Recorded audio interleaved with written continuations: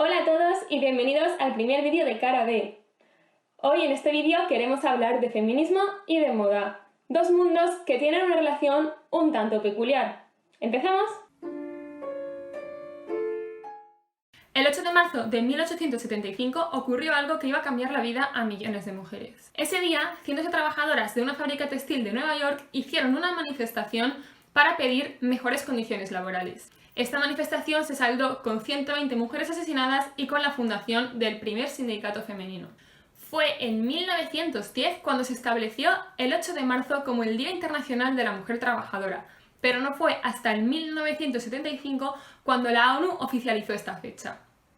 100 años después, las mujeres seguimos saliendo a la calle cada 8 de marzo a reivindicar nuestros derechos. La moda históricamente ha servido para exteriorizar los pequeños logros de las mujeres. En el año 1914 empezó la Primera Guerra Mundial y las mujeres fueron reclutadas para trabajar en las fábricas de armas. Como consecuencia, las faldas se acortaron, los tacones se aplanaron y se priorizó la comodidad sobre la elegancia. Además, las mujeres empezaron a llevar pantalones, que eran una prenda exclusivamente para los hombres. La Segunda Guerra Mundial trajo consigo el uso del traje de chaqueta masculino por las mujeres. En 1960 apareció el bikini, que hasta entonces era mal visto o incluso prohibido. Pero hoy en día, ¿feminismo y moda siguen estando tan unidos? Hemos querido hablar con Mónica Gil, agente de igualdad del Ayuntamiento de Quart de Poblet y autora de diversos artículos sobre feminismo. ¿Qué influencia crees que tiene la moda en la autoaceptación de las mujeres? Bueno, pues yo creo que vivimos en una sociedad capitalista y de consumo en la que se ha normalizado unos determinados estereotipos, ¿no? Bueno, es una sociedad capitalista de consumo y patriarcal en la que se han normalizado una serie de estereotipos y de cánones de belleza que se han implantado de una manera muy fuerte en la sociedad y por lo tanto la tendencia general es la de querer aproximarse a esos estereotipos y a esos modelos marcados. Con lo cual, si no existe análisis crítico de la realidad y si no se realiza una mirada un poco crítica, ¿no? Pues la tendencia habitual es querer acercarse a esos modelos y a esos estereotipos. Cuanto más cerca estás, se piensa que mejor se sienten y que más aceptación social tienes. Es lo que se considera, ¿no? El imaginario colectivo piensa eso. Y como más lejos te quedas de esos modelos, pues más excluida o más alejada estás de lo que sería el modelo aceptado. Peor te sientes en principio.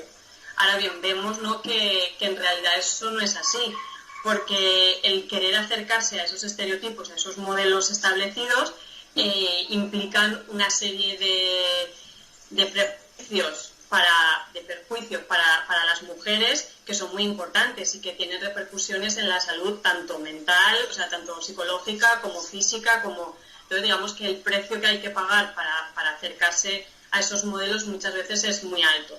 Digamos que hay muy pocas mujeres y muy pocos hombres, pero muy pocas mujeres que de manera natural se alinearían con el modelo preestablecido y en cambio todas las otras les implica un proceso y un sufrimiento pues considerable y por lo tanto, a pesar que ellas piensan que son más felices acercándose a esos modelos, en realidad toda la trayectoria que tienen que recorrer hasta llegar a esos modelos pues es fastidiada. ¿Y crees que tener modelos de diferentes tallas, por ejemplo, sería una opción? ¿Ayudaría a paliar esto?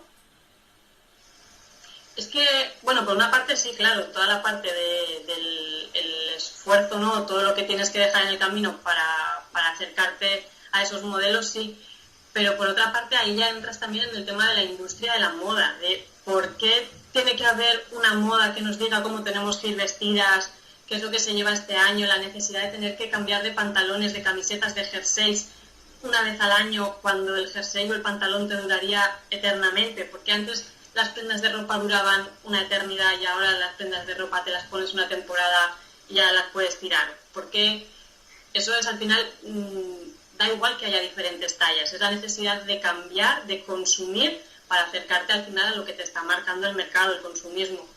Se mueven muchos millones con la industria de la moda.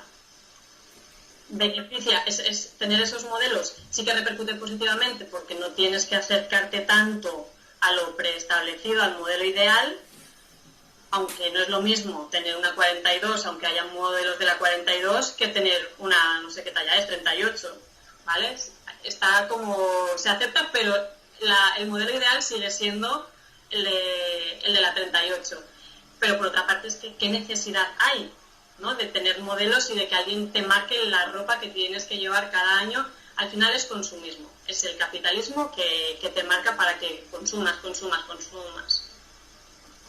Y bueno, hablando de los modelos, el trabajo que esta gente hace, que los modelos hacen, realmente es poner cara, digamos, a esto que tú estás contando, de consumir, de sacar tendencias nuevas. Todas las temporadas hay una pasarela en cada capital de la moda. Entonces, esto de alguna forma también lleva a una cosificación del cuerpo femenino, ¿no? Sí, claro.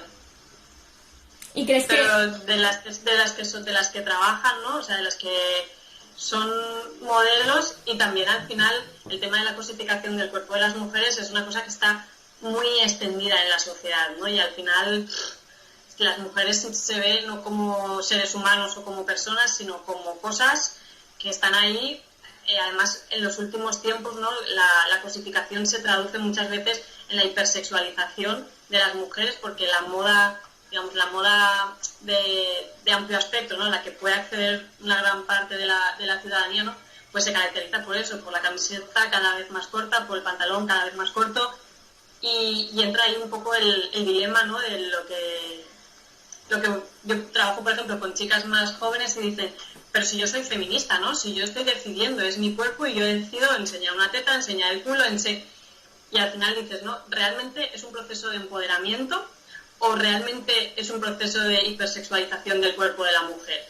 Las chicas jóvenes se creen que son libres para decidir ponerse lo que se ponen, pero por otra parte te podrías preguntar, ¿no?, o sea, si todo el entorno social, si toda la moda, si todo te están presionando para diciéndote, ¿no?, que una mayor aceptación pasa por ponerte esos pantalones, ponerte esa camiseta, al final, ¿de quién es la decisión?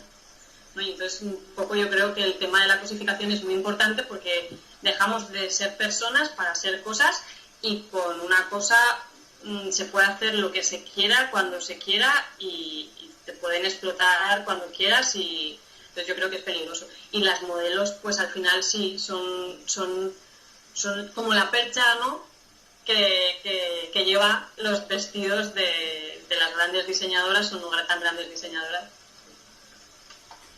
Y bueno, en este trabajo de modelos sí que es verdad que hay muchas chicas que empiezan muy jóvenes, hay chicas que tienen menos de 16 años, que es la edad legal en teoría para trabajar. Y bueno, ¿de esto qué opinas? Pues yo opino eso, que o sea, si la edad de trabajar son los 16 años, se debería de poder trabajar a los 16 años, no antes. ¿Y crees que es un trabajo del que se podría prescindir, el de modelo? Pero no solo del trabajo, o sea, es que tendría que ser... El trabajo de modelo es una parte más del engranaje. Es como la herramienta que se utiliza para vender, ¿no? O sea, si no tuviéramos toda la industria de la moda, si no hubiera toda esa presión, si no se moviera todo ese dinero alrededor de la moda, pues las modelos obviamente serían imprescindibles. Mientras exista todo el engranaje y toda la industria y se muevan tantos dineros, las modelos son imprescindibles, porque son como el caramelo que atrae a los consumidores y a las consumidoras para que compren al final, y para seguir reproduciendo otra vez esos modelos, ¿no?, de una talla determinada, con unos cánones de belleza muy establecidos. Y bueno, hablando de todo esto, otra faceta, digamos, de esta industria de la moda, industria textil, son las trabajadoras que están normalmente en países del tercer mundo, que están explotadas en unas condiciones deplorables. Muchas veces, ¿no?, como consumidoras vamos a las tiendas y pensamos, ¡guau, qué ganga!, ¿no?, una camiseta por 5 euros o por 4 euros. Dice, pues me compro esta en lugar de comprarme la otra que me cuesta 20 euros y así me ahorro, porque además como en 2 semanas me tengo que comprar otra para no ir siempre con la misma camiseta, para que no digan, y no nos damos cuenta de lo que realmente hay detrás y de quién nos está llevando a que cambiemos de camiseta cada 2 semanas. ¿Qué necesidad tenemos de cambiar de camiseta, no? Antes duraban las camisetas, ni se sabe el tiempo. Entonces, al final es el capitalismo. Para el capitalismo, la vida de las personas en realidad no vale nada. O sea, esto es muy así, ¿no? Suena como muy duro, pero la vida de las personas es un medio para conseguir el fin. Y el fin es la acumulación del capital. Les da igual lo que pase con el medio. Por lo tanto, si para conseguir las grandes empresas de la industria de moda, si para conseguir su fin, que es la acumulación de capital, necesitan explotar al máximo al medio, que es la vida de las personas, lo van a hacer. Y es lo que hacen en la industria de la moda. Hace poco, ¿no? Creo que hizo un aniversario de la muerte de una fábrica de no sé cuántas mujeres, creo que era en India, ¿no? En Que Bangladesh. trabajaban para una de las grandes marcas de moda y no pasa nada, o sea, y nadie ha pagado nada, ni se ha hecho ningún tipo de juicio, ni de castigo, ni nada, porque la vida de esas personas no vale nada, más si son de países que están empobrecidos, o sea, al final la empresa se deslocaliza, se va allá donde la mano de obra es más económica, donde no existe una regulación de todo el tema laboral como puede existir aquí, y explota a las personas y a las mujeres, por supuesto que también. Y es lo que sucede en el tema de la moda. Y después tenemos, ¿no?, que entre las personas más ricas del mundo pues están personas que lideran marcas de moda o de ropa concretas, ¿no? Entonces, pues al final, ¿qué más les da? Y por ejemplo, ahora viene la situación en la que viene y regalan no sé cuántas mascarillas, pero después solicitan un ERTE. Dices, con la cantidad de dinero que tienes, no puedes financiar tú, pagar tú los sueldos de tus trabajadoras, que tiene que pagar el Estado a ti el sueldo de esas personas. Capital. Entonces, bueno, es coherente que después de todo esto que estamos comentando haya marcas que usen el feminismo como eslogan en sus prendas, como atractivo. Hemos visto últimamente, sobre todo en los últimos años, camisetas o bolsos o lo que sea con soy feminista, no es no, este tipo de eslóganes. ¿Crees que es coherente o lo hacen porque vende? Porque vende. Coherente no es, la moda no busca la coherencia, la moda lo que busca es las ventas, vender. Y entonces, pues como han visto que todo el tema del movimiento feminista ha tenido un auge importante en los últimos años, pues si me pongo una camiseta de soy feminista o cualquier cosa que haga relación a este tema, pues va a vender. Por lo tanto, venden y por vender, pues lo que haga falta. Según lo que nos cuenta Mónica, podemos deducir que la industria de la moda no es feminista a pesar de sus intentos por parecerlo. Pero la moda en sí es una forma de expresión que tenemos todas las personas, y así lo hicieron valer varias estrellas de Hollywood el pasado año 2018. Actrices como Meryl Streep o Emma Watson aparecieron vestidas de negro en importantes galas benéficas y entregas de premios como reivindicación de los abusos que sufren las mujeres en la industria. Sus lemas Time is Up y Me Too han inundado las redes sociales y han sumado defensoras en todo el mundo.